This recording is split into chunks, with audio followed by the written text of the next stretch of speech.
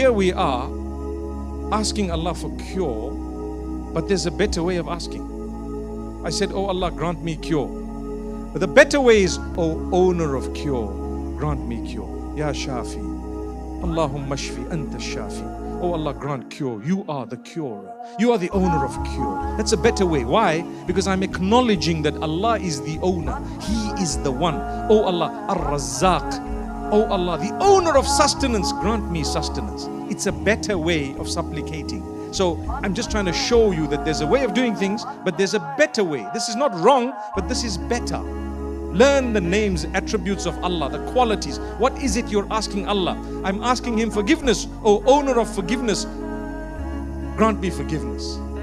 Ghafoor, Ghaffar, Tawwab, all these are names connected to the forgiveness that Allah gives. Tawwab, the one who oft forgives, all the time. He accepts the repentance. Tawwab.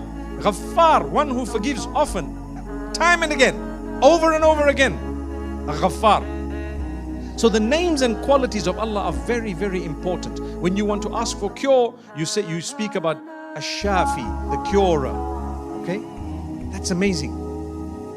Similarly, if you take a look at the supplications that are made in the Sunnah of the Prophet ﷺ or in the Quran, a lot of the times you'll find beautiful names and qualities of Allah subhanahu wa ta'ala. Unfortunately today, we don't know the names, and at times, even if we know them, we don't use them. To know the qualities of Allah is one thing, but use those names.